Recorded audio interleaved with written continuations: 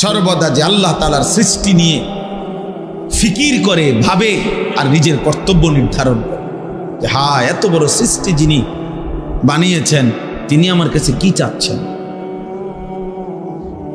যিনি আমার জন্য এত কিছু দিলেন উনি কি কোনো উদ্দেশ্য ছাড়াই আমাকে এত বড় আসমান, জমিন, চন্দ্র, সূর্য, আলো, বাতাস, রোদ, বৃষ্টি, গ্রহ, নক্ষত্র, হাসি, কান্না, হাত, পাও, অঙ্গ প্রত্যঙ্গ, স্ত্রী, সন্তান, ঘর, জমি, ফুল, ফল, ফসল, এত কিছু যিনি দিলেন কোনো উদ্দেশ্য ছাড়া? আফা হাসিবতুম আন্নামা খালাকনাকুম আবাসান, আল্লাহ তাআলা বলেন তোমরা কি এই ভেবেছো যে আমি আল্লাহ তাআলা তোমাদেরকে অনর্থক বানিয়েছি? অনর্থক বানিয়েছি। আমরা কিতাবে পড়ছি হযরত ইউনূস আলাইহিস সালাম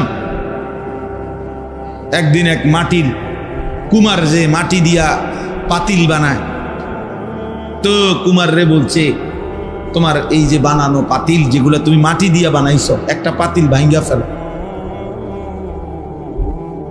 তো সে বলল কেন ভাঙবো? আমি কি এটা প্রয়োজন ছাড়া বানাইছি? আমি ভাঙবো কেন? আমার বানানো মাটির পাতিল আমি ভাঙবো কেন? তো আল্লাহ তাআলা বললেন ইউনূস, এবার ভেবে দেখো, এক কুমার যদি এক ছোট্ট পাতিল অনর্থক না বানায়, আমি মালিক, এত সুন্দর মানুষ আমার হাতে গড়া আমার বান্দা, আমি অনর্থক বানাইছি কিভাবে? শোনো, তোমরা ছেলেরা খাইবা, ঘুমাইবা, নারী দেখবা, ছবি দেখবা, মদ, জুয়া, অশ্লীলতা, অসভ্যতা, টোটো করে মাতালের মতো ঘুরবা। কে মা, কে বাবা, কি ধর্ম, কি ইসলাম, কি আল্লাহ, কি কোরআন, কিচ্ছুর সাথে যাদের কোনো সম্পর্ক নাই, প্রিয় ভাই, এমন জীবন তো জানোয়ারের জীবনও না। জানোয়ারও তো নির্দিষ্ট, যেই জানোয়ার ওই ওর কিসিমের জানোয়ারের সাথে চলাফেরা করে। কুকুর তো কুকুরের সাথে থাকে, শূকর তো শূকরের সাথে থাকে, পিঁপড়া তো পিঁপড়ার সাথে থাকে, বিড়াল তো বিড়ালের সাথে থাকে। এক ইনসান হয়ে, মানুষ হয়ে, সে মানুষের সমাজে মানুষের আখলাক নিয়ে থাকবে না কেন? আল্লাহ আমাদেরকে বুঝ দান করে। বন্ধু নামের একটা ইবলিসের সাথে চলতে গিয়ে নিজের এইভাবে নষ্ট করে দিলা। আলহামদুলিল্লাহ, বন্ধু তো আমাদেরও আছে, আমাদেরও তো চলার পথে হাজার হাজার বন্ধু আছে, দোস্ত আছে। আমরাও বন্ধুদেরকে নামাজের কথা বলি, বন্ধুরাও আমাদেরকে নামাজের কথা বলে। আমার ড্রাইভাররে আমি কোনো সময় বলি নামাজের জন্য, কই নামাজ টাইম দে। আবার ড্রাইভারও অনেক সময় ঘুমায় থাকলে টাইমলি মসজিদের সামনে এসে দাঁড়ায় যে নামাজের টাইম হয়েছে। হ্যাঁ, তাইলে এটাই তো সহজ কথা। বন্ধু তো হবে সে যে নেক কাজের সঙ্গী হয়। কোরআনুল কারীমের মধ্যে আল্লাহ তাআলা বলেন, উত্তম কাজের বন্ধুরা, নেক কাজের বন্ধুদেরকে আল্লাহ ডাক দিয়ে বলবে, উদখুলুল জান্নাতা আনতুম ওয়া আজওয়াজুকুম তুহবারুন, তোমরা তোমাদের বন্ধুদেরকে সাথে নিয়ে খুশি খুশি জান্নাতে ঢোকো।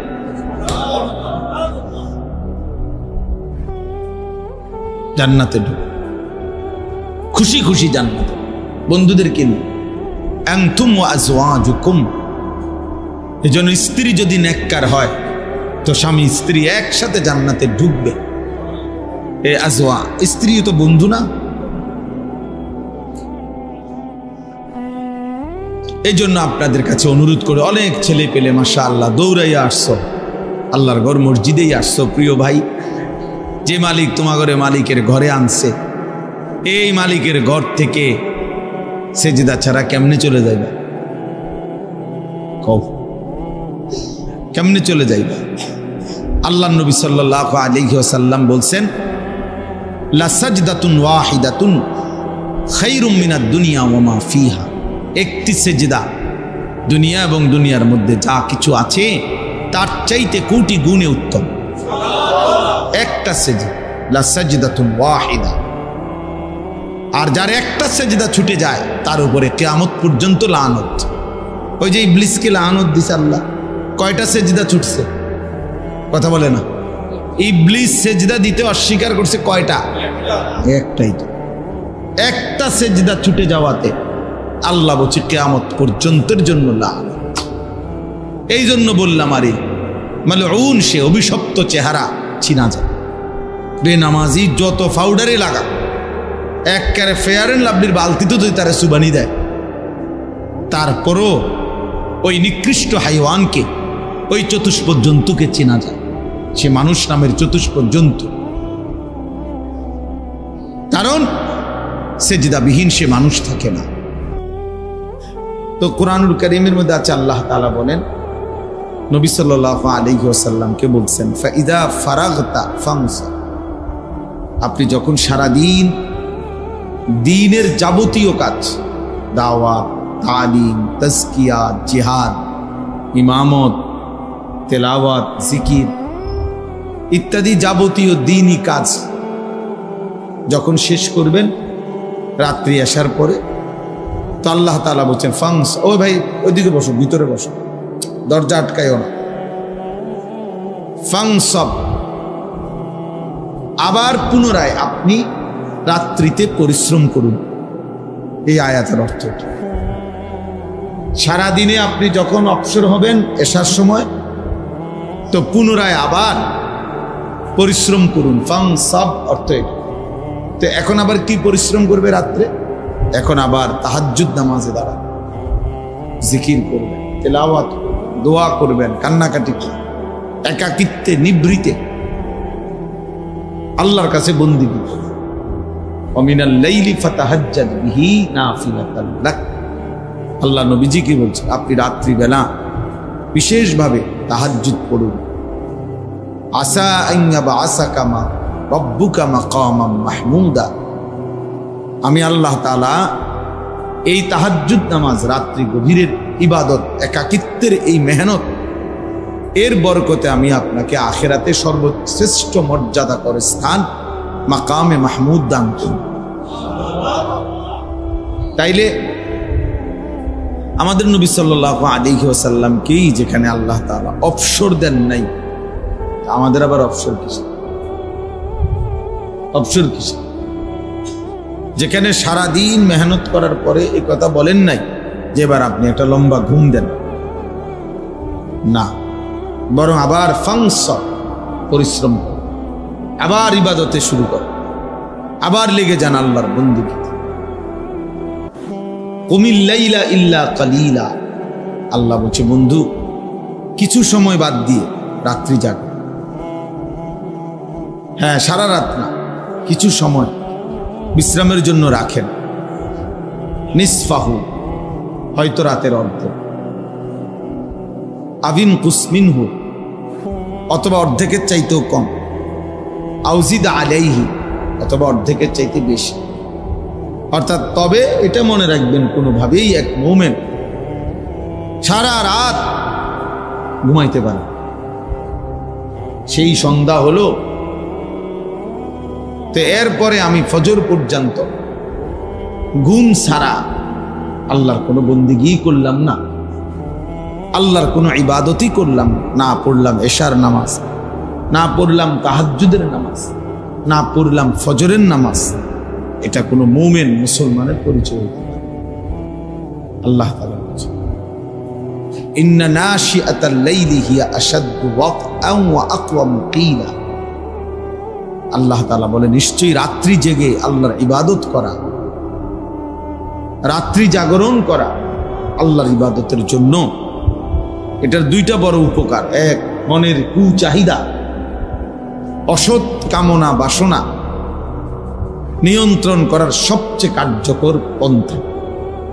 আল্লাহ বলছে ওয়া আকওয়ামু কিলা, নিজের জীবনের সব চাওয়া পাওয়া আমি আল্লাহর কাছে বলার সবচেয়ে সর্বোত্তম সময়।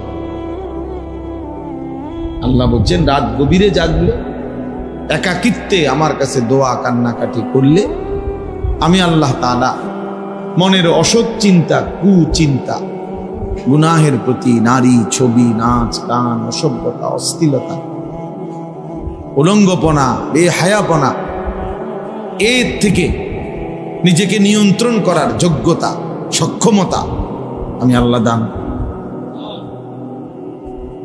তাইলে আমার বলার উদ্দেশ্য হলো ভাই, অলসতা না কর। মুমিন অলস, বিশ্রাম নিবে, অলস হবে। বিশ্রাম নিষেধ। বিশ্রাম মানে অলসতা। বিশ্রাম মানে হলে আমি আমার কাজের ফাঁকে 1 ঘন্টা 2 ঘন্টা আমি একটু কি করে নিলাম, রেস্ট নিলাম, এই জন্য যে আমার পরবর্তী কাজের উদ্যমতার জন্য। কিন্তু কিরে নামাজ না ভাল লাগে না, যাইতাম না, যাইতি না, কেরম জানি লাগে, ভাল লাগে, কেরম লাগে, কইতারি না। অপদার্থ, তুই কইতারো না, এটা বুঝে একটা কথা হইল, এটা বুঝে একটা জিন্দিগি হইল। এই জন্য কিছু ছেলে পেলে দেখবেন এমন অপদার্থ যে কোনো জীবনের আগা নাই, মাথা কি করে, খায় কি, ঘুমায় কি, কোনানে পেশাব করে, কোনানে হাঁটে, চুলের দশা কি, জামার দশা কি, করেটা কি। হ্যাঁ, পাগলের কোনো পূর্ব নাই, পশ্চিম নাই, কিচ্ছু। জিন্দিগি কোনো লক্ষ্য উদ্দেশ্য না, গন্তব্য চেনে না, মনসিল চেনে না, জীবনের কোনো টার্গেট আছে। কোথায় গিয়ে থামবে, কোথায় গিয়ে থামবে জানেও না। হাজারো মা বাপ এই শিক্ষিত হওয়ার নামে, যারা জেনারেল শিক্ষিত, তারা মনে করে অনেক কিছু শিখে। সবচেয়ে বড় দুর্ভাগ্য যে তাদের অধিকাংশই তাদের মঞ্জিল চেনে, গন্তব্য চেনে। সে কোথায় গিয়ে থামবে আসলে এইটাই জানে। এ মনে করছে বুড়া কালে বালা খাইবে, এই জন্য আমার এত কষ্ট করে বুড়া কালে এর মাথাতে বয়সকালে একটু আরাম করবে। কি এর আরাম? দুনিয়ার সমস্ত ডায়াবেটিস রোগী, ডায়াবেটিক হসপিটালে গেলে দেখা যায় সব বয়স্ক লোক লাইন ধরে বয়ে রয়েছে। তাহলে ব্যারামের জ্বালায়, রোগের কারণে আর কিছুই দুনিয়া ভোগ করতে পারে না। সব বুঝাইছে, টাকা পয়সা সবই আছে, কিন্তু রোগ, অসুস্থতা, দুর্বলতা আর তাকে দুনিয়া ভোগ করতে দেয় না। ভারতীয় উপমহাদেশের একজন সম্রাট ছিলেন শের শাহ, আমরা কিতাবে ইতিহাসে পড়ছি। উনি বলছিলেন ওনার বয়স যখন 63 পার হয়েছে, তখন তিনি ভারতীয় উপমহাদেশে বড় বাদশাহ হয়েছে। কিন্তু এর জন্য উনাকে 45 বছরের চাইতে বেশি লাগাতার যুদ্ধ বিগ্রহ করতে হয়েছে। বহু যুদ্ধ বিগ্রহ করে এরপরে তিনি একদিন 63 বছর পরে, 60-63 বছর পরে ভারতীয় উপমহাদেশে বাদশাহ হয়েছে, বড় ক্ষমতাধর হয়েছে। তো একদিন তিনি বাদশাহীর মসনদে বসে আফসুস করে বলতেছিলেন যে হায়, আমার রাজত্বের সূর্য যখন চমকাইছে, আমার হায়াতের সূর্য তখন ডুবতে শুরু করছে। মানে আমার বাদশাহী তো আসছে ঠিক আছে, রাজত্ব তো আসছে ঠিক আছে, কিন্তু আমার জিন্দিগির সূর্য তো কি ডুবার টাইম হয়ে গেছে, ডুবার টাইম। আমি এতক্ষণ আলুর ভর্তা ডাল দিয়ে খাইয়া শেষ করে নিলাম, এখন হাত দুবার মুহূর্তে আমনে আমার লাগে এত তরকারি আনলে কি লাভ, খামু কেমন? আমার তো চাহিদা শেষ। কথার কথা এমন হয় না? এই জন্য ভাইয়া অলসতা না, নেক কাজে গরিবসি করা, এটাকেই অলসতা। আল কাসাল, আরবি একটা বই আছে, আল হারবু আলাল কাসাল, অলসতার বিরুদ্ধে যুদ্ধ। নবী সাল্লাল্লাহু আলাইহি ওয়াসাল্লাম 5 ওয়াক্ত নামাজের পর আপনার এটা থেকে পানাহ চাইতেন যে আল্লাহ, আমি অলসতার থেকে মুক্ত। যার মঞ্জিল জানা আছে সে অলস হয়। আমার আখিরাত অনেক লম্বা, আমার অনেক নেকি দরকার, আমার অনেক দরকার, আমার কবরের সফর বড় লম্বা সফর। এই যত মানুষ আলহামদুলিল্লাহ নেককার লোক, আমার শায়েখ আল্লামা মুফতি মুশতাকুন নবী কাসিম দিন রাত দেখি দৌড়ায়, মেহনত করে, এই চলার পথে অল্প স্বল্প বিশ্রাম করে, কিন্তু সারা দিন এভাবে মনে হয় আজকে মনে করেন 20 বছর ধরে দেখতেছি, কিন্তু কোন সময় এই এত মাহফিল, এত বয়ান, এত নসিহত, এত মসজিদের পেরেশানি না হইলেও 30টা মাদ্রাসা কমপক্ষে হুজুরে এক হাতে চালায়, একার যদি কম হয় তাইলে এই সারা দেশ জুড়ে এখন এই মুহূর্তে দক্ষিণ কোরিয়া আছে। হুজুর এখন দক্ষিণ কোরিয়া বয়ান করতে গেছে, 2 তারিখ গেছে, খবর পাঠাইছে যে আইসাই জাপান যাবে, হজে যাবে, হজের থেকে আইসা জাপান যাবে। তো আমি এই 20 বছরে কোনোদিন দেখি নাই যে আপনার কোনো সময় বলছে মাওলানা আর ভাল লাগে না, আর কত ওয়াজ করবো, আর কত জিরানো দরকার, এটা বলেই না কখন। কারণ আখিরাত যার চোখের সামনে, যে মঞ্জিল চিনে, গন্তব্য চিনে, তার হাতে সময় খুব কম। আর যার কোনো জীবনের লক্ষ্য উদ্দেশ্য নেই। আমাদের বহু ছেলে পেলে দেখবেন এই মোবাইল টিপতে টিপতে এক সময় শরীর লম্বা হয়ে যায়, মানে পাও টানা দিয়া লাগে, অর্থাৎ আর ভাল লাগে না। এবারে একেবারে না ফাটতে, মানে আর বেহুদা, মানে আর দেখতেও মন চায়, যার সাউনেরও কিছু নেই, এরপরও এটারে আতলাম কি এরকম, মানে হে কি করবে, তার তো আর কোনো কাজ নাই, তার তো জীবনের কোনো মঞ্জিল না। মা তাকে কিছু শিখাইছে, না বাপ তাকে কিছু শিখাইছে, না তার শিক্ষা প্রতিষ্ঠান তাকে কোনো গন্তব্য চিনাইছে। তারে কিছু বাতের স্বপ্ন দেখাইছে, তারে একটা চাকরির স্বপ্ন দেখাইছে, তারে দুনিয়াবি একটা স্ট্যাটাসের স্বপ্ন দেখাইছে। ঘুরে ফিরে তারে দুনিয়া বুঝাইছে, আখিরাত ভুলাই গেছে। ইয়ালামুনা যাহিরাম মিনাল হায়াতিদ দুনিয়া ওয়া হুম আনিল আখিরাতি হুম গাফিলুন। আল্লাহ তাআলা বলে, বান্দা শুধু কেবল বাহ্যিক এই দুনিয়ার জীবনের জ্ঞান, ইলম জ্ঞান অর্জন করলে, অথচ আখিরাত থেকে একদম গাফিল হয়ে রইল। এমন সুন্দর ছেলে, বাংলা কথা কি সুন্দর শুদ্ধ বলে, ইংরেজি কথাও বলে, ইংরেজি বাক্য বুঝে, ইংরেজি কি সুন্দর বই পড়ে, ইংলিশ পড়তেছে, সব বুঝতেছে, কিন্তু নাফরমান আল্লাহর কোরআন একটা লাইন শুদ্ধ পড়তে পারে না।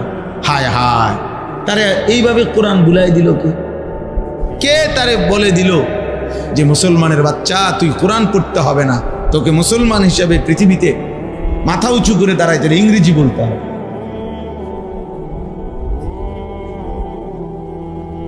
সে নিজেকেও শিক্ষিত মনে করে, ভদ্রলোক মনে করে, কথাবার্তা খুব স্মার্ট মনে করে, কিন্তু আল্লাহর কোরআন দেখে দেখেও শুদ্ধ পড়তে পারে না। এইটা যে অশুদ্ধ হওয়া, অপরাধ, দোষ, ত্রুটি, এইটাও বোঝে না, এইটাও বোঝে। হাজার হাজার নিজেরে নিজে মনে করে ভদ্রলোক। আল্লাহর কোরআন বিহীন কেউ কসম আল্লাহর ভদ্রলোক হতে পারে না। শুধু শব্দ শুদ্ধ উচ্চারণ করলেই ভদ্রলোক হয় না, পৃথিবীর কোনো বইতে কথা নাই। আমি তাহলে চ্যালেঞ্জ করলাম, আমি দেখায়েন। আমরাও জেনারেল লাইনে, আমি মাস্টার্স পাস করছি কুমিল্লা ভিক্টোরিয়া কলেজ। পৃথিবীর কোথাও এটা লিখে নাই শুধু শব্দ বাক্য, কথা শুধু শুদ্ধ বলতে পারলে, কেমন আছেন, ভালো আছেন, নাস্তা খেয়েছেন, এটা চা খাবেন, হ্যাঁ, এভাবে কিছু শুদ্ধ কয়, দেখছো কেমন ভালো ছেলে, কি শুদ্ধ কথা বলে। কিন্তু এবারে মুইতা ফানি লইতারা না, পেশাব করে কেমনে, টয়লেট পেপার ব্যবহার করে, পাক হয় কেমনে, অপদার্থ এটাই জানে না। হে কিসের ভদ্রলোক, হয়তো অপবিত্র লোক। এই জন্য এটা বোঝা উচিত। এই ছেলেরা তোমরাও বুঝো বাবা, নিজের দিকে নিজেই তাকাইও, তোমার দিকে কেউ তাকাবে না, কেউ কেউ কারো জন্য থামে না। স্বার্থপর এই দুনিয়ায় তুমি নষ্ট হইয়া যদি পচাও যাও, গন্ধও ছড়ে, নারী দেখতে দেখতে, ছবি দেখতে দেখতে, উলঙ্গ নাচ দেখতে দেখতে, বেনামাজি চলতে চলতে, তোমার মতো জানোয়ারের দিকে ফিরে তাকাবার টাইমও কারো নাই। তুমি মনে করছো আর তোমারটা তুমি নষ্ট হইয়া গেলে আর কি, তুমি চরিত্র। কোন দুনিয়া, কোন নাফরমান, কোন পাপী আল্লাহর দুনিয়া থেকে চলে গেলে কুত্তাও আর নাম নেয় না, কুত্তাও আর নাম নেয়। কে কার জন্য বসে থাকে? চলার পথের সামনের গাড়ি অ্যাক্সিডেন্ট করে যাত্রী মারা গেছে, লাশ রাস্তার পাশে, এরপরও তো পিছনের গাড়ি থামে না, সাইডে দিয়ে জায়গা। সময় কই কার লেগে কে বইয়া থাকবো, টাইম কই মিয়া। আমাদের ছেলে পেলেগুলো বুঝলই না, কারে দেখায় চুল, কারে নিজে নিজে নিজের সারা দিনে 50 বার নিজের ছবি নিজে উঠায়, নিজেই হাসে, নিজেই হাতালগি দেয়, নিজেই চুল ঠিক করে, নিজেই আবার ছবি ফেসবুক, মানে নিজেই পাগল, মানে নিজের তার যে ছিঁড়ে গেছে এটা জানে না। প্রত্যেক যারা এই সেলফি তোলে যারা, এর অধিকাংশই প্রতিবন্ধী। বাস্তব এগুলো তার সিরা, এগুলো মানসিক প্রতিবন্ধী। নাই তো নিজে নিজে হাসবে কেন, নিজে নিজে হাসবে কেন? আল্লাহ আমাদেরকে বুঝার তৌফিক দান করেন। এজন্য বাপ বলতেছিলাম, অলসতা, গাফলত অনেক বড় মুশকিল, মুসিবত। অলসতা যারে পাইয়া বসে তার জীবন শেষ। মুমিন অলস হবে না, কারণ আমার মঞ্জিল অনেক দূর, আমারে অনেক দূর যাইতে হবে। আমি থেমে গেলে হবে কেমন, আমি থামলে হবে কেমন? এত লম্বা কবর নয়তো আমি পাড়ি দেব কেমন? এত বিস্তীর্ণ হাসরের মাঠ আমি পাড়ি দেব কিভাবে? আমার ফুলসেরাত আমি কেমনে পার হব? এত লম্বা পথ যার সামনে, সে এত দ্রুত থেমে গেলে হবে। শুধু মসজিদে 10,000 টাকা দান করলে এত বড় বেহেস্তের বুঝ হয় না। শুধু মসজিদে 3টা ফ্যান দিয়ে দিলে এত বড় আখিরাতের ব্যবস্থা হয় না।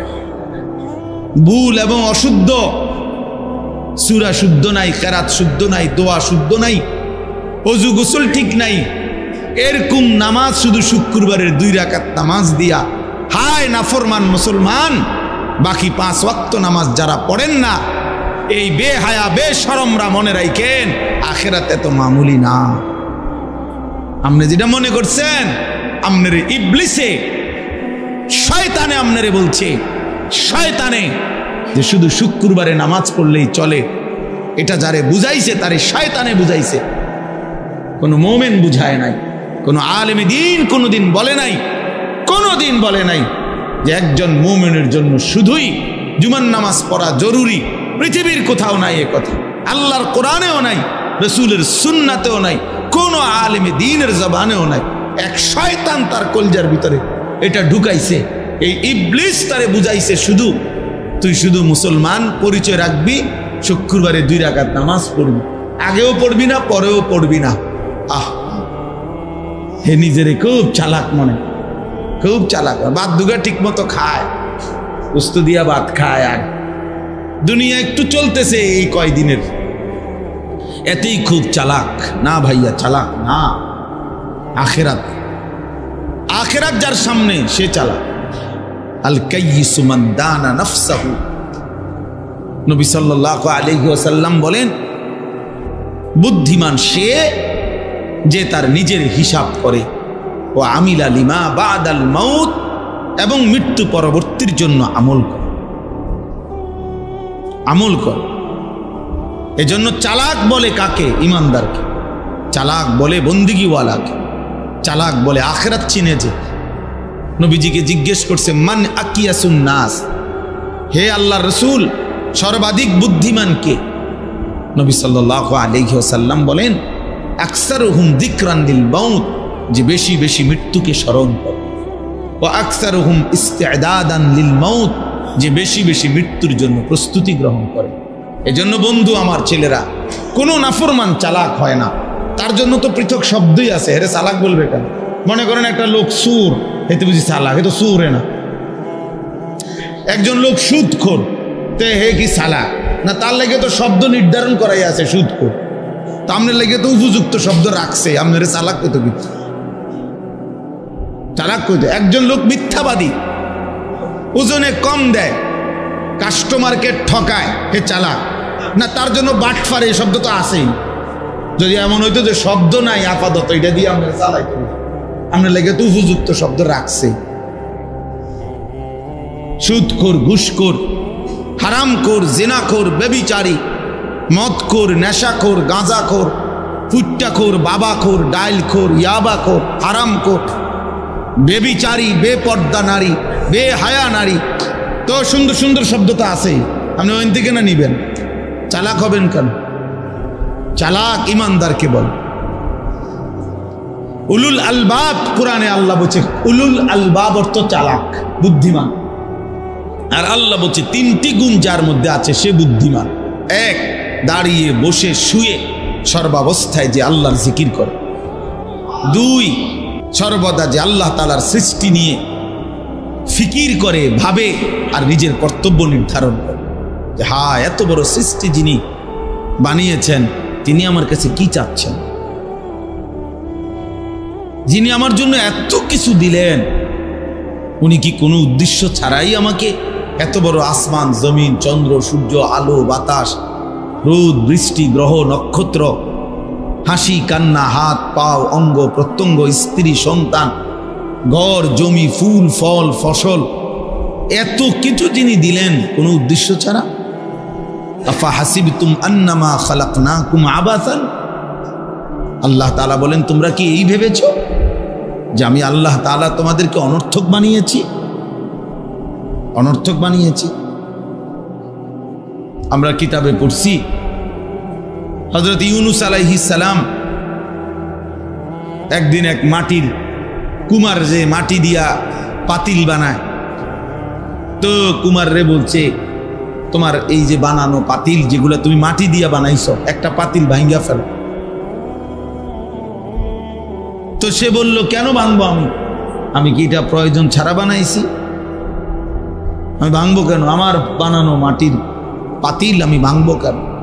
তো আল্লাহ তাআলা বললেন ইউনূস, এবার ভেবে দেখো, এক কুমার যদি এক ছোট্ট পাতিল অনর্থক না বানায়, আমি মালিক, এত সুন্দর মানুষ আমার হাতে গড়া আমার বান্দা, আমি অনর্থক বানাইছি? কিভাবে শোনো? তোমরা ছেলেরা খাইবা, ঘুমাইবা, নারী দেখবা, ছবি দেখবা, মদ, জুয়া, অশ্লীলতা, অসভ্যতা, টোঁটো করে মাতালের মতো ঘুরবা। কে মা, কে বাবা, কি ধর্ম, কি ইসলাম, কি আল্লাহ, কি কোরআন, কিচ্ছুর সাথে যাদের কোনো সম্পর্ক নাই, প্রিয় ভাই, এমন জীবন তো জানোয়ারের জীবনও না।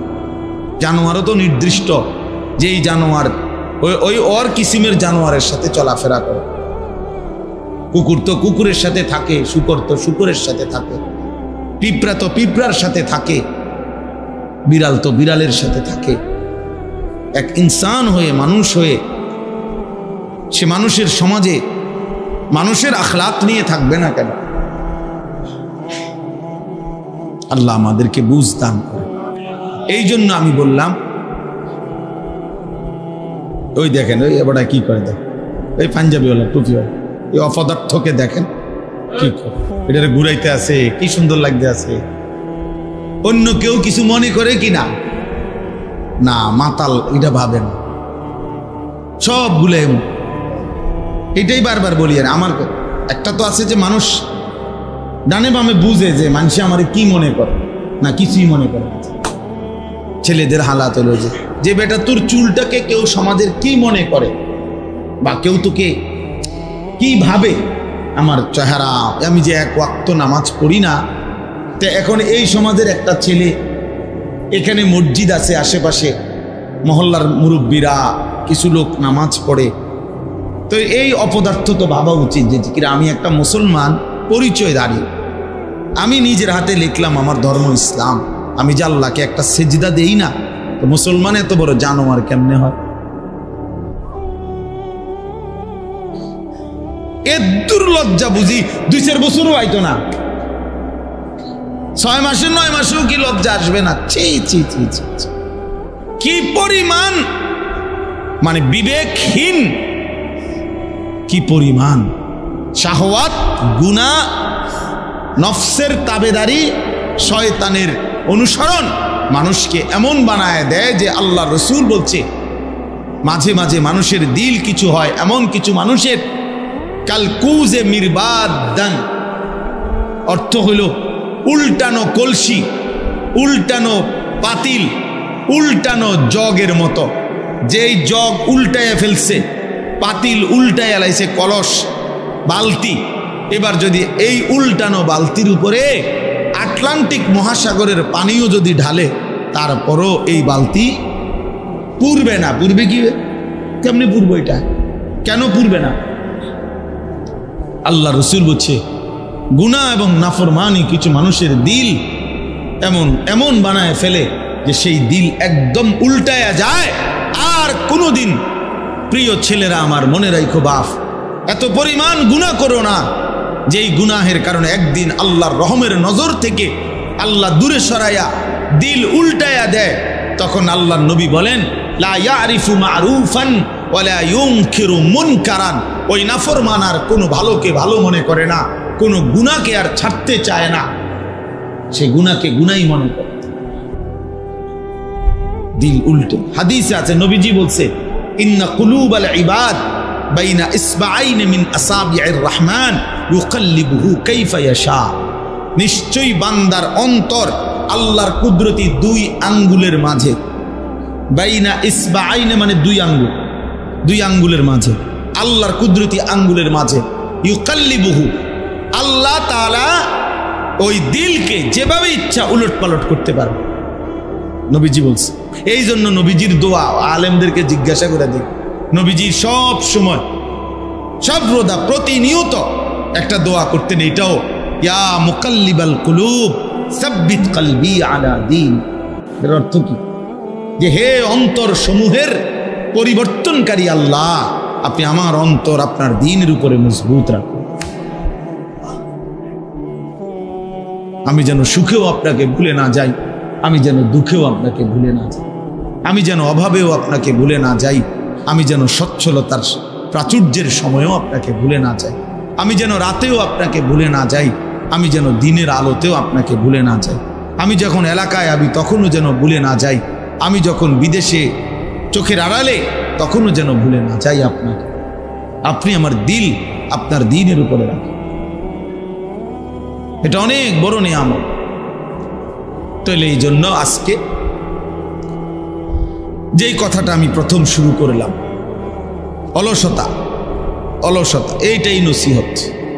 অলসতা থেকে বেঁচে থাকা দরকার, গাফলত থেকে বেঁচে থাকা দরকার।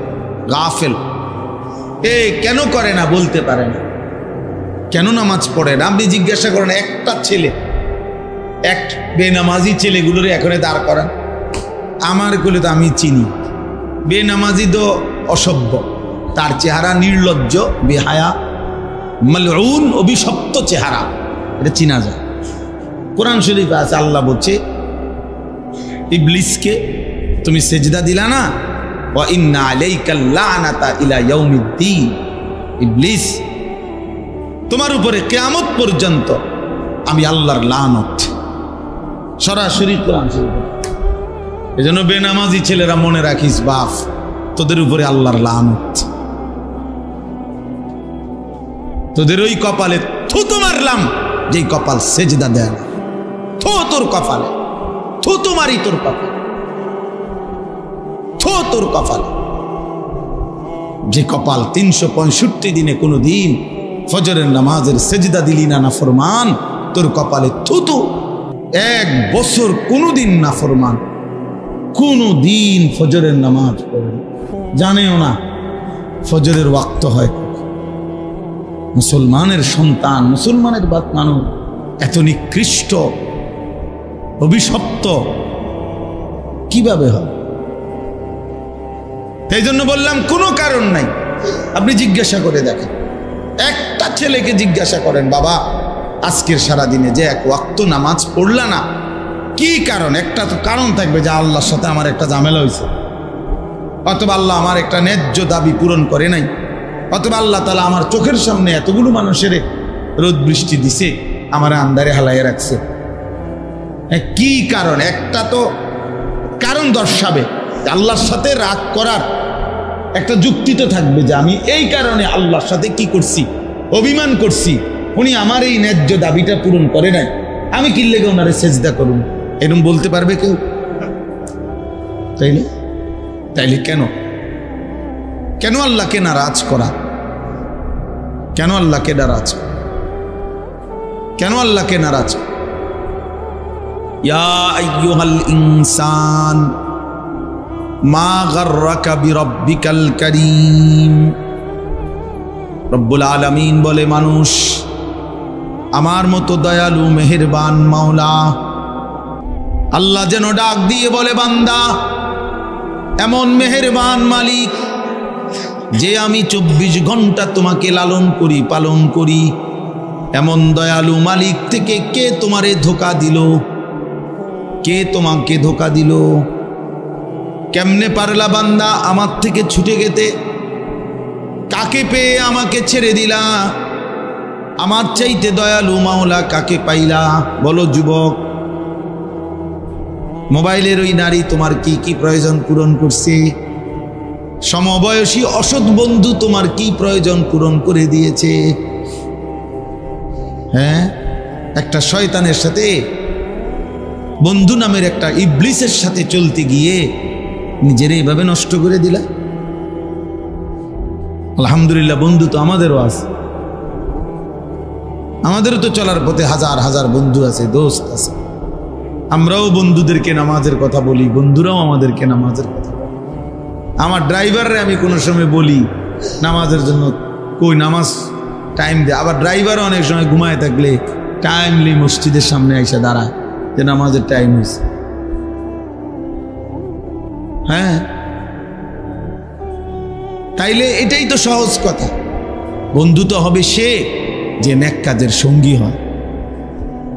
কোরআনুল কারীমের মধ্যে আল্লাহ তাআলা বলেন, উত্তম কাজের বন্ধুরা, নেক কাজের বন্ধুদেরকে আল্লাহ ডাক দিয়ে বলবে, উদখুলুল জান্নাতা আনতুম ওয়া আজওয়াজুকুম তুহবারুন।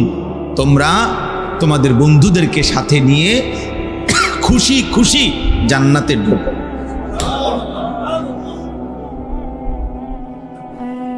জান্নাতে ঢোকো, খুশি খুশি জান্নাতে, বন্ধুদেরকে নিয়ে।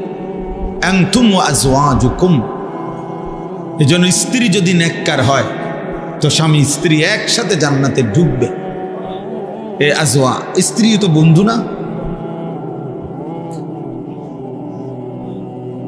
এই জন্য আপনাদের কাছে অনুরোধ করে, অনেক ছেলে পেলে মাশাআল্লাহ দৌড়াইয়া আসছো, আল্লাহর ঘর মসজিদেই আসছো। প্রিয় ভাই, যে মালিক তোমাদের মালিকের ঘরে আনছে, এই মালিকের ঘর থেকে সেজদা ছাড়া কেমনে চলে যাইবে? কও, কেমনে চলে যাইবে?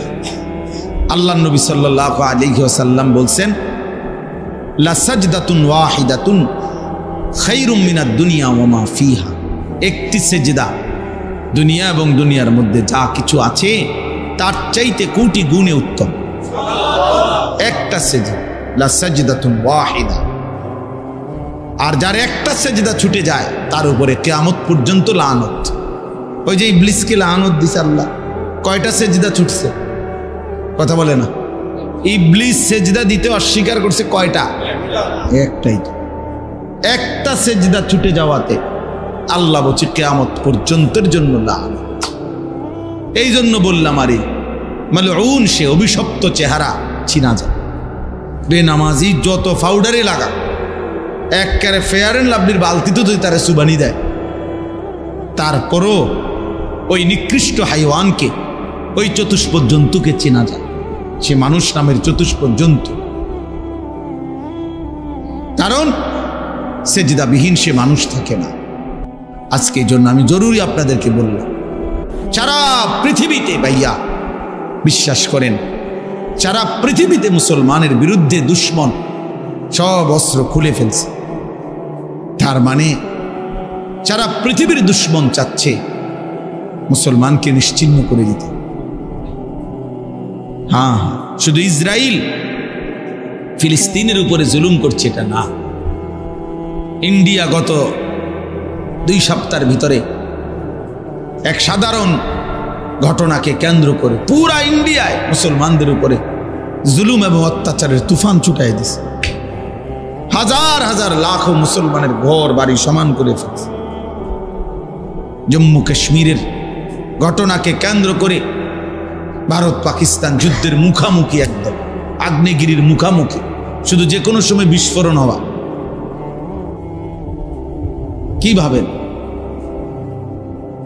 আমাদের বাংলাদেশে কেউ ভাবে নাই এটা, যে 5ই আগস্টের পরে যখন জালেমের ফ্যাসিস্টের এমন নির্মম পরিণতি হইল,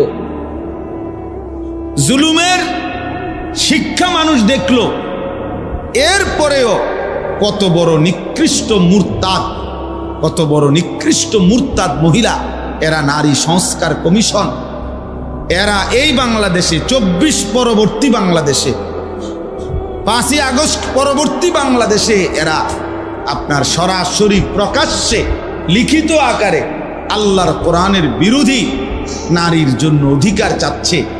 এটা বিষয়টা শুধু স্বাভাবিক না, বিষয়টা মানে এই সাহস হলো কেমন? এই সময় তো কমপক্ষে কি করার কথা না, 8 মাস না যাইতেই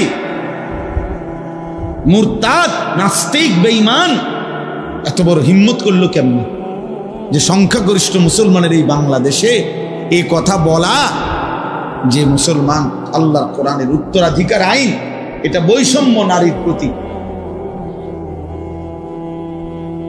চিন্তা করেন, তার মানে ওরা বুঝে, ওরা নড়া দেয় বারবার।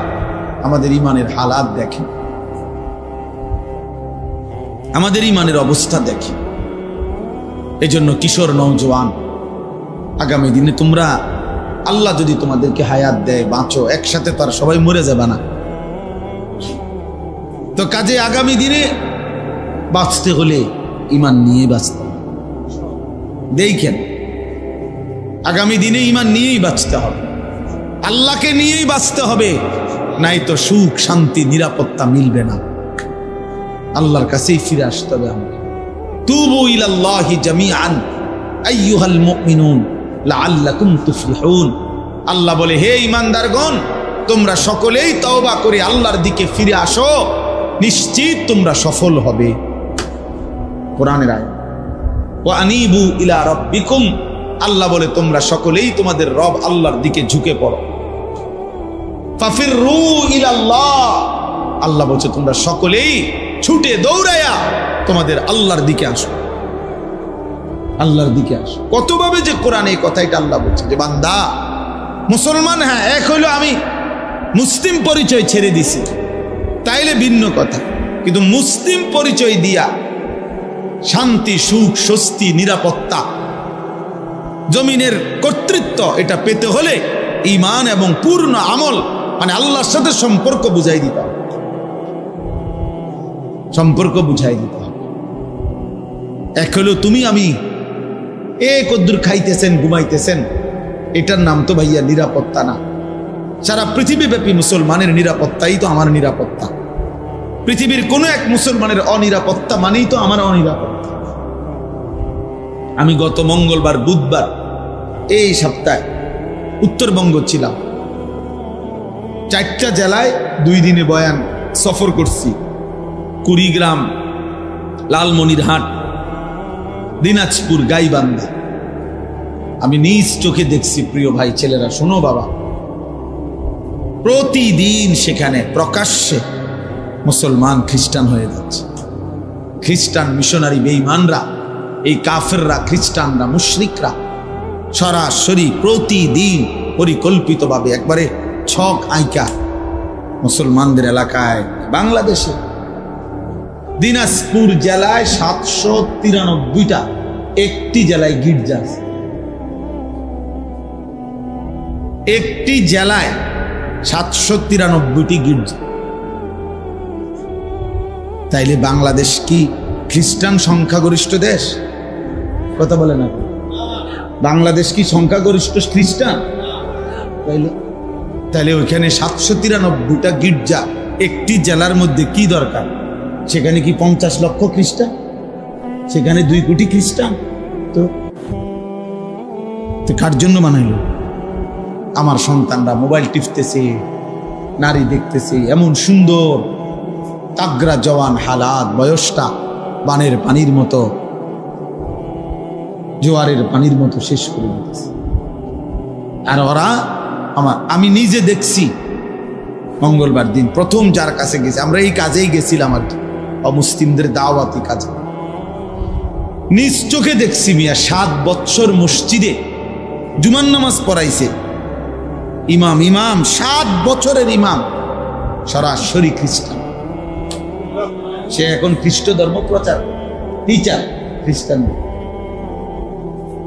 মুসলমানের কি করুণ পরিণতি বাংলাদেশে, মাইলকে মাইল, এলাকাকে এলাকা খোলামেলা খ্রিস্টান ধর্ম প্রচার। কাদিয়ানিদেরও মানে ব্যাপক কার্যক্রম, ব্যাপক। ওইখানে মাইলকে মাইল মসজিদে আপনার বহু মসজিদ এরকম শত শত আছে যেখানে ঠিক মতো 5 ওয়াক্ত নামাজ হয় না, শুধু জুমার নামাজ কোন রকম একজন নামাজ পড়ে। তাইলে এই যে আমার দেশে আমরা মুসলমান, আমরা যদি আমাদের দেশ অরক্ষিত বানায় ফেলি, আমাদের পার্বত্য চট্টগ্রাম, বান্দরবন, খাগড়াছড়ি, রাঙ্গামাটিতে প্রতিনিয়ত খ্রিস্ট ধর্ম প্রচার হইতেছে। আমাদের সেন্ট মার্টিন এটা নিয়ে কি কয় কি করতেছে কিছু বুঝি না। আমাদের মানবিক করিডোর বর্তমান অন্তর্বর্তী সরকার ডক্টর মোহাম্মদ ইউনূস যেটা দিতে চাচ্ছে রোহিঙ্গাদের আরাকানের সাথে, এর সুস্পষ্ট কোনো ব্যাখ্যা এখনো দিতে পারে না। এবং বাংলাদেশের অসংখ্য বুদ্ধিজীবী ভাবতেছে এটা আমার দেশের স্বাধীনতা, তার সার্বভৌমত্বের জন্য হুমকি। তাইলে বলেন, নারীরা প্রকাশ্যে কোরআন সুন্নাহ বিরোধী আইনের প্রস্তাব দিছে যে বেশ্যা পতিতাকে, যৌন কর্মীকে রাষ্ট্রীয়ভাবে শ্রমিক হিসাবে স্বীকৃতি দিতে হবে। ছেলে মেয়ে বিবাহ ধর্মীয় বন্ধন ছাড়া যে কোনোভাবে যদি একত্রে সম্পর্ক করতে চায়, রাষ্ট্র সমাজ তাকে কোনোভাবেই বাধাগ্রস্ত করতে পারবে না। মানে ছেলে পেলে আপনাদের মহল্লায়, দেশে, রাষ্ট্রে যেখানে সেখানে কুত্তার মতো বিলাইয়ের মতো যেখানে সেখানে শুয়ে লাগবে, কেউ বাধা দিতে পারে। তো কোথায় গিয়ে পৌঁছবে আমাদের সন্তান? আগামী প্রজন্ম কোথায় গিয়ে দাঁড়াইবে বলেন? কোথায় গিয়ে দাঁড়াবে? হুজুররা, ওলামায়ে কেরাম কি পরিমাণ চিৎকার করতেছে, কি পরিমাণ আহাজারি করতেছে। যে এই জন্য আমি শেষ কথা আমার আজকে আপনাদের কাছে, ছেলেরা বাবা আপনাদের কাছে, নওজোয়ান তোমাদের কাছে, সবার কাছে ভাইয়া আমার অনুরোধ, আল্লাহর দিকে ফেরো। 77 বছর ফিলিস্তিন নির্যাতিত, 77 বছর, 78 বছর ধরে কাশ্মীরের মুসলমান রক্ত ঝরাচ্ছে। এই এখনো এই কাশ্মীরেই ঘটনা, জম্মু কাশ্মীরে এই ঘটনা, সন্ত্রাসী হামলা হয়েছে ওখানে পর্যটকদের উপরে। এই যে কক্সবাজার যেরকম ঘুরতে যায়, ওইখানে ঘুরতে গেল না, পর্যটকদের উপরে হামলা হয়েছে। এইটাকে কেন্দ্র করে পুরা ইন্ডিয়ার মুসলমানদের উপরে, কাশ্মীরের মুসলমানের উপরে জুলুম শুরু করে দিছে। বাড়ি ঘর জেলখানায় ভরতেছে, কি আশ্চর্য।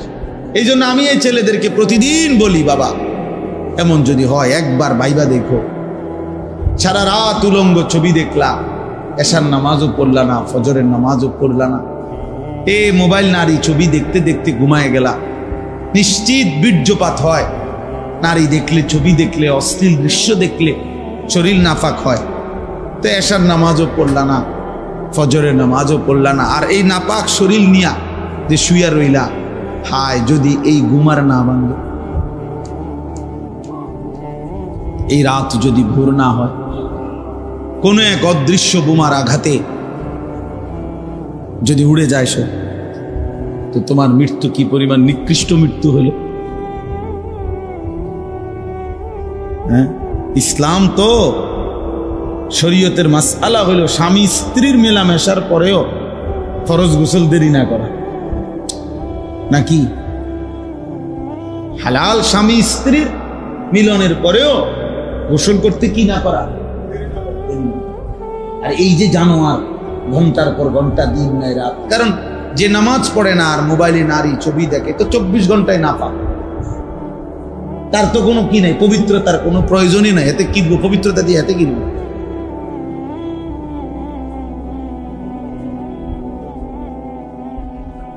আল্লাহ আমাদেরকে মাফ করে দেন। এই জন্য আমাদের প্রতিবেশী গায়ে পড়ে যুদ্ধ লাগাইতে চাইতেছে।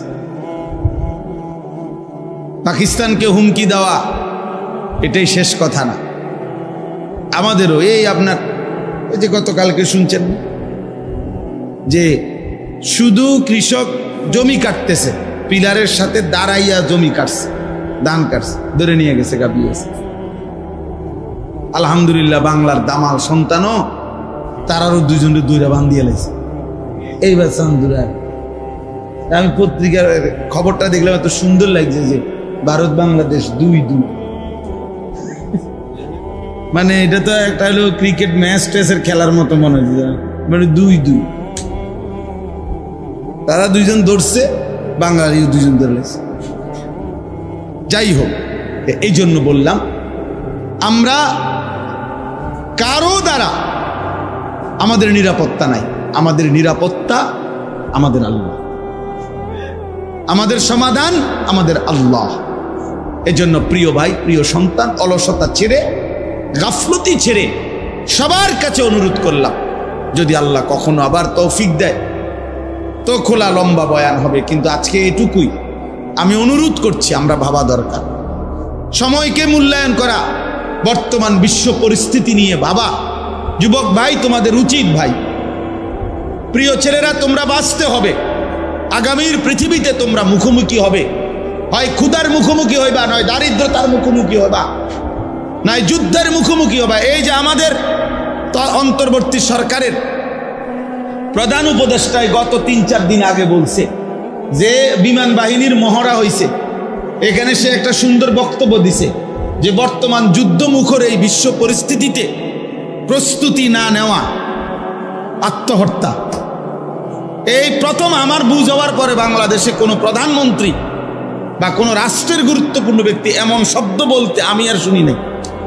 এমন আশ্চর্য শব্দ কিছু, যে এই বর্তমান যুদ্ধমুখর এই পৃথিবী, অর্থাৎ প্রতি মুহূর্তে কল্পনাও ছিল না, হয়তো বিশ্ব পরিস্থিতিটা এমন যে খেলতেছে হাসতেছে পর্যটক, তো এখানে গুলি হয়েছে, এরপরে লাইগা গেছে, এরপরে দেশ থেকে ছাড়াইয়া রাষ্ট্রের সাথে রাষ্ট্রের যুদ্ধ। অর্থাৎ কখন কোন মুহূর্তে পান থেকে চুন খসে গেলে রক্তের বন্যা বয়ে যাবে, বোমার বন্যা বয়ে যাবে, মিসাইলের বন্যা বয়ে যাবে, তুমি জানো না। তুমি জানো না। তোমরা বেশি রং তামসা করতে আসো, এক ওয়াক্ত নামাজও পড়ো না, সারাক্ষণ চেহারা সুরতের মধ্যে বেঈমানের চেহারা, চুল, লেবাস, পোশাক, আর এই মোবাইলটার মধ্যে নারী ছবি দেখে দেখে নিজেরে পচাইয়া গন্ধ বানায় লাইছো। তোমরা না ফিরলে টিকবা কেমনে? কিভাবে টিকবা? আল্লাহ আমাদেরকে বুঝ দান করেন, আল্লাহ আমাদেরকে বুঝ দান। আশ্চর্য হবেন শুনেন, গত 2-3 দিন হয়েছে, 3 দিন মনে হয় নাই, ভারতের একটি পার্কে 1-2 মুসলিম নারী, ওনারা নামাজের ওয়াক্ত হয়েছে, একটা আলাদা পার্কের এক পাশে একটা মুসল্লা বিছাইয়া, মানে রুমাল বা কিছু বিছাইয়া 2 পর্দানসীন বোরকাওয়ালি নারী নামাজ পড়ছে ওইখানে। শুধু এই নামাজ পড়াতে তারা ওইখানে ঘোষণা দিছে এই জায়গাটা নাপাক হয়ে গেছে। এরপরে গরুর পেশাব দিয়ে, গোমূত্র দিয়ে, এরপরে মন্ত্র পড়ে এরপরে ওইটারে পবিত্র করছে। মানে আমার মন্ডার মধ্যে কইছে যে পাগল পেশাব দিয়ে পবিত্র করে, এরম তার সিরা মাথা খারাপ মানুষ কেমনে হয়? পেশাব দিয়ে কেমনে পবিত্র হয়? পানি দিয়ে না পবিত্র হয়, এরা পেশাব দিয়ে কি করছে? এটারে মানে মুসলমানের প্রতি ঘৃণা কি পরিমাণ, কি পরিমাণ! এজন্য আমি অনুরোধ করছি, দুশ্মন ছাড়বে না, দুশ্মন ছাড়বে না। দুশ্মন ওত পেতে আছে, বেঈমান ওত পেতে আছে। অতএব আমরা যদি আমাদের আল্লাহর সাথে সম্পর্ক না বাড়াই, আখিরাতের সম্পর্ক না বাড়াই, আমরা যদি সেজদা না করি, তাইলে আফসুস করতে হবে, আফসুস করতে হবে। এই জন্য আমি অনুরোধ, প্রিয় নওজোয়ান ছেলেরা, বাবা, নিজেদের মধ্যে হাসি রসিকতা দিয়ে উড়াইয়া দিও না, উড়াইয়া দিও না। যে কোনো সময় ঝড় দেখলে চোখ বন্ধ করে রাখলে ঝড় থামে না। তুফান আসতেছে, এইটা দেখে যদি কেউ চোখ বন্ধ করে ফেলে যে না তুফান আসে না, ওই আমি তো নাহলে দেখি না, আরে না বেটা, তুফান হচ্ছে, তুমি চোখ বন্ধ করে রাখছো। এই জন্য আল্লাহ আমাদের প্রত্যেককে ঈমান আমলের জীবন দান করেন, উত্তম আখলাক দান করেন, আল্লাহর দিকে ফিরে আসবার তৌফিক দান করেন। ছেলেরা, ভাই, নামাজ পড়ো ভাইয়া, আল্লাহরে ডাকো। আলহামদুলিল্লাহ, আমরা হতাশ না। প্রতিদিন কম বেশি কিছু কিছু ছেলে আল্লাহর দিকে ফিরতেছে, নামাজ পড়ে, আল্লাহকে মানে, আল্লাহকে ডাকে, আল্লাহর দিকে ফিরে চোখের পানি ফেলে। এমন যুবকও আলহামদুলিল্লাহ কম না। হ্যাঁ হ্যাঁ, আমরা জানি, আমরা জানি, আলহামদুলিল্লাহ কম না। আল্লাহর দয়ায় প্রতিদিন অগণিত যুবক আগামীর মাহাদির জন্য অপেক্ষা করছে, যারা কলিজার খুন দিয়ে জমিনের রক্ত দেবে, জিহাদ করবে, বিনিময়ে কালেমার পতাকা উড়বে ইনশাআল্লাহ। আল্লাহ তাআলা আমাদের ছেলেদেরকেও তৌফিক দেন, এই ছেলেদেরকে আল্লাহ কবুল করে নেন। আলহামদুলিল্লাহ রাব্বিল আলামিন।